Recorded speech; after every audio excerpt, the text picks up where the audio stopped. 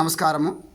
మన స్కూల్లో చేర్పించేటప్పుడు కానీ ట్యూషన్లో చేర్పించేటప్పుడు కానీ మా వాడు ఉన్నత స్థితికి వెళ్ళాలి సార్, బాగా చదువుకోవాలి సార్, వాడంటే చాలా ఇష్టం సార్, మా బంధువుల కన్నా చాలా మెరుగ్గా ఉండాలి సార్ అని చెప్పి చేర్పిస్తాం.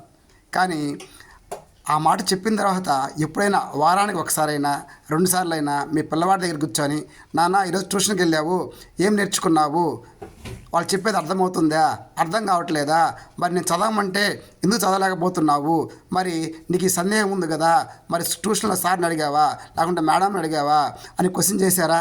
ఒకవేళ అడిగితే ఏమన్నారు, నిన్నేమన్నా తిట్టారా, కొట్టారా, అరిచారా అని అడిగారు కదా.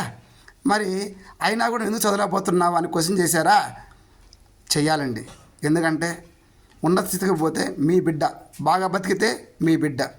అంతేగాని ట్యూషన్ సార్కో స్కూల్ ప్రిన్సిపాల్ సార్కో ఫోన్ చేసి మా పిల్లవాడు సరిగా చదవట్లేదు సార్ అంటే వాళ్ళైనా ఏం చేయగలుగుతారండి? మా దగ్గర ఉన్న ఒకటే మంత్రం, కొట్టలేము, తిట్టలేము, ఏమీ అనలేము. మరి మా దగ్గర ఏం చేస్తాము? కౌన్సిలింగ్ ద్వారా, నాన్న నువ్వు చక్కగా చదువుకోవాలి, ఇలా ఉండకూడదు, అలా ఉండాలని చెప్తాము మేము కౌన్సిలింగ్ ద్వారా.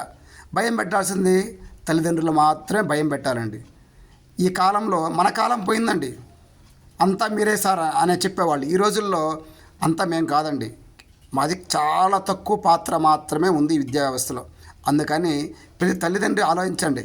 ప్రోగ్రెస్ కార్డు వచ్చినప్పుడు ట్యూషన్ సార్కో ఇలాంటి స్కూల్ ప్రిన్సిపాల్ సార్కో ఫోన్ చేసి అడగడం వల్ల ఉపయోగం ఉండదు. ఎందుకంటే వాళ్ళు చదువు చెప్పకపోతే అడగాలి, ఏం సార్ మా పిల్లవాడు మీ స్కూల్లో చేరాడు సరిగా చదువు చెప్పలేదనేసి. వాళ్ళు చెప్తున్నా మన పిల్లవాడు నేర్చుకోవట్లేదంటే మన పిల్లవాడు చాలా చదువు పట్ల అలసత్వం ప్రదర్శిస్తున్నాడు. అందుకని మనమే జాగ్రత్తగా తీసుకొని వాడు ఎక్కడ సమస్య ఎదుర్కొంటున్నాడో దాన్ని పరిష్కరించాలండి. Thank you very much.